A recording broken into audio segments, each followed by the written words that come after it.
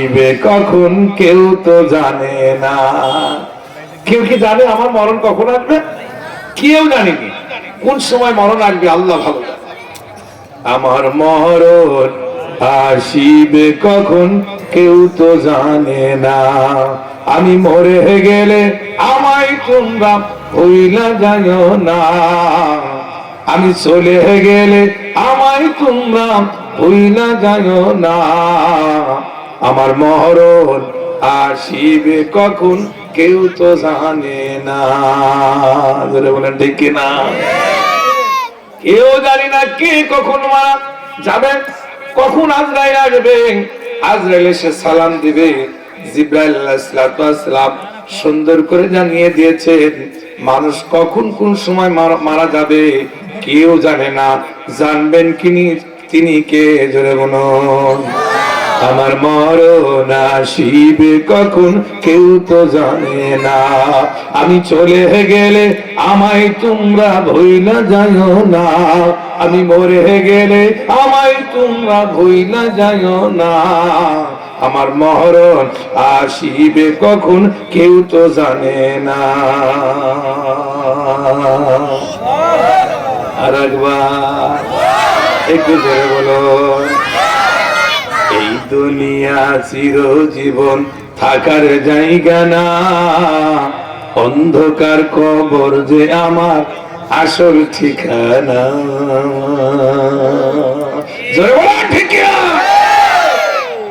কোথাও পলাই লাভ নাই। দেখেন না আমাদের সাবেক প্রধানমন্ত্রী পলাই গেছে কোথায়? আচ্ছা বলেন ইন্ডিয়াতে, সেখানে কি বাঁচা যাবে? আমি যদি পলাই যদি এক জায়গায় যাই তা আমি কি বাঁচতে পারবো? কোথাও বাঁচার কায়দা নাই। সবাই মারা। ছোট্ট একটি ঘরের ভিতরে যদি থাকেন সেখানেও উপায় নাই। এক শয়তান মনে মনে চিন্তা করছে দেখি আল্লাহ কেমনে ধরে, ওই আকাশে যাব। আচ্ছা বলেন তা আমি তো নিকটে নাকি বলেন? আর এই জন্য মরণ কে কখন কোন সময় আসবে কেউ জানেন। এ মহারোগের ঔষধ নাই, এ মহারোগের চিকিৎসক নাই। খুঁজিয়া কাতর হইলে কি হবে, পারিবে না তারে ফিরাতে।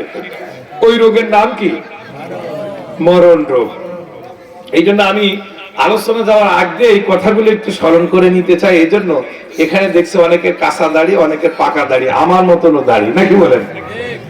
আমি কোন দলে? কাঁচা দাড়িতে না পাকা দাড়ি? লাল দাড়ির পক্ষে নাকি? আমার বন্ধুরা এখনো কাঁচা আছে তো ওই জন্য, আমার কিন্তু পাকা হয়ে গেছে। এই জন্য আপনাদের খেদমত, কে কখন মারা যায় আল্লাহ ভালো জানে। জোরে বলেন ঠিক কিনা? হযরত আলী রাদিয়াল্লাহু তাআলা বিশ্বনবী সাল্লাল্লাহু আলাইহি ওয়াসাল্লাম দুজনে একই জায়গায় বসে আছেন। আল্লাহর পয়গম্বর জিজ্ঞাসা করছেন আলী বলবে কি মৃত্যুকে তুমি কতটুকু কাছাকাছি মনে করো? আলী বললেন ইয়া রাসূলুল্লাহ, ইয়া হাবিবাল্লাহ, হুজুর গো, আমি মৃত্যুকে অতটুকু কাছাকাছি মনে করি যখন যোহরের নামাজ পড়ি, আসরের নামাজ মনে হয় আর আমার ভাগ্য জুটবে না। আমি যোহর থেকে আসর পর্যন্ত এই সময়টুকু, এই দূরত্বটুকু বোঝাই মৃত্যু এতটুকু কাছাকাছি। আল্লাহর পয়গম্বর বললেন আলী, তুমি মৃত্যুকে এত দ্রুত মনে করো? বলে কারণ, বলে মৃত্যুকে অত কাছাকাছি মনে করবাম যখন আল্লাহ পাক রব্বুল আলামিনের আল্লাহ ইবাদত করার জন্য যখন তোমরা নামাজে দাঁড়িয়ে যাও, নামাজ শেষ করে দেখবেন শেষের সময় তাশাহুদ পড়া হয়, দরুদ পড়া হয়। দরুদ পড়ার পরে আল্লাহ সবকিছু পড়ার পরে ডান দিকে সালাম দেব, আসসালামু আলাইকুম ওয়া রাহমাতুল্লাহ। এই দেখেন সালাম দিলাম, বাম দিকে সালাম দেওয়ার মতন এতটুকু সময় তুমি পাবা না। মৃত্যুকে এতটুকু কাছাকাছি মনে করতে হবে। তাইলে মৃত্যু আর মরণ আর মৃত্যু এটা সব সময় মনে করতে হবে আমার সাথে আছে। জোরে বলেন ঠিক কিনা? জোরে বলতে হবে ঠিক কিনা? ওই মরণ আমাদের সকলের কাছে আসবে। তাই তো কবিতার কবির নিজের নীরব ভাষায় তিনি বলেছেন চোখেরই পলকে তুমি হতে পারো লাশ, চিরতরে বন্ধ হবে তোমারই নিঃশ্বাস। হবে আলম তোমারই নাম, হবে আলম তোমারই নাম মসজিদের মাইকে। বাড়ি গানা নাই রে, বাড়ি নাই রে দুনিয়াতে। এই জন্য আসেন, কে কখন মারা যায় ওই মরণের আগে আমাদের কিছু শিক্ষা নিতে হবে। ওই শিক্ষার জন্য আমি 3টি আয়াত তেলাওয়াত করেছি পবিত্র কালাম থেকে। সূরাতুস সাফ 3টি আয়াত তেলাওয়াত করেছি। এই সূরাটি সুবহানাল্লাহু তাআলা, আল্লাহু আকবার, কোরআন শরীফের ভিতরে 1 নাই 2 নাই, আল্লাহু আকবার। এই সূরাটি রয়েছেন, আল্লাহ কবুল করুক, আমিন। এই সূরাটিতে 14টি আয়াত আছে, তার মধ্যে আমি আলহামদুলিল্লাহ 9, 7, 8, 9 নম্বর আয়াত তেলাওয়াত করেছি। তেলাওয়াতকৃত আয়াতের সরল অনুবাদটা আমরা প্রথমেই জেনে নিই। বিসমিল্লাহির রহমানির রহিম। যে ব্যক্তি আল্লাহ সম্বন্ধে মিথ্যা রচনা করে তার অপেক্ষা অধিক জালেম আর কে, অথচ তাকে ইসলামের দিকে আহ্বান করা হয়। আর আল্লাহ তাআলা জালেম সম্প্রদায়কে সৎ পথে পরিচালিত করে না। জালেমদেরকে সৎ পথ দেখান। যারা জালেম, যারা জুলুমকারী, যারা কাফের বেঈমান, তাদেরকে সৎ পথে দেখান। ওদের কপালে মুসিবতে হিদায়াত ভাই আমার বন্ধুগণ। 2 নম্বর 8 নম্বর আয়াত আমি তেলাওয়াত করেছি। বলছেন তারা আল্লাহর নূরকে শরীয়ত অর্থাৎ তাদের মুখ দিয়ে নিভিয়ে দিতে চায়। এই আল্লাহর নূর মানে আল্লাহর কোরআন, কোরআনকে মুখের ফুঁক দিয়ে এক জাতীয় লোক নিভিয়ে দিতে চায়। কিন্তু আল্লাহ পাক রব্বুল আলামিন বলছেন আল্লাহ তার নূরকে পরিপূর্ণ প্রকাশকারী, যদিও কাফেররা তা অপছন্দ করে। মুখ দিয়ে আল্লাহর নূরকে নিভায়ে দিতে পৃথিবীর কেউ পারবে না, জোরে বলেন ঠিক কিনা। বরং এই নূরকে আল্লাহ প্রকাশ করবে, আল্লাহ প্রকাশ করবে। দেখেন আমরা এই ব্যাপারে বিস্তারিত ব্যাখ্যায় যাব। সরল অনুবাদ 9 নম্বর, তিনি তার রাসূলকে প্রেরণ করেছেন হিদায়াত এবং তার সত্য দিন সকল দিনের উপরে বিজয় করার জন্য, যদিও মুশরিকরা তা অপছন্দ করে।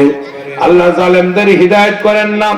2 নম্বর, যে কোনো ভালো কাজ আল্লাহর কোরআনের তেলাওয়াত এই সব কিছুকে অপছন্দ করে কারা? জালেমরা।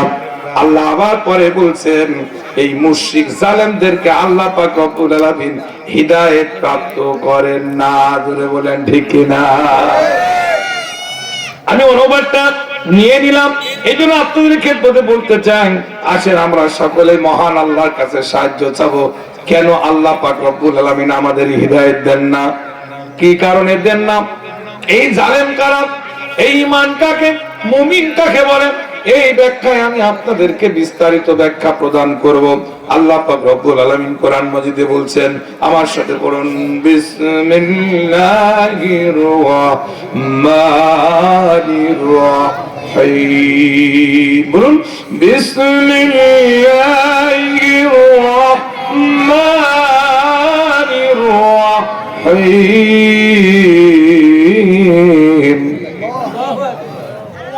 কোরআনের আয়াত পড়লে সুবহানাল্লাহু তাআলা আল্লাহু আকবার শব্দটা ব্যবহার করলে আল্লাহ পাক আল্লাহু আকবার, বলুন আল্লাহু আকবার যদি বলে আল্লাহ পাক রব্বুল 8টি জান্নাত আপনার জন্য বরাদ্দ করে দেবেন।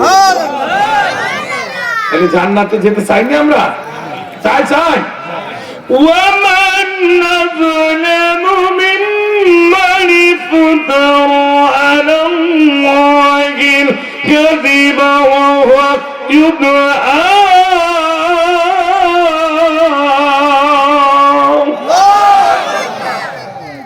আল্লাহ সুবহানাহু ওয়া তাআলা বলছেন যে তার চাইতে বড় জালেম আর কে? অধিক বড় জালেম কে? যে আল্লাহর কোরআনকে মিথ্যা প্রতিপূর্ণ করে উড়ায় দেয়। আল্লাযীনা কাফারু ওয়া কাযযাবু বিআয়াতিনা, আল্লাহর আয়াতকে মিথ্যা প্রতিপূর্ণ করে উড়ায় দেয়। একে তুচ্ছ ভাবে, এর চাইতে বড় জালেম আর পৃথিবীতে হতে পারে? বলেন আমাদের ভিতরে এরকম জালেম আছে?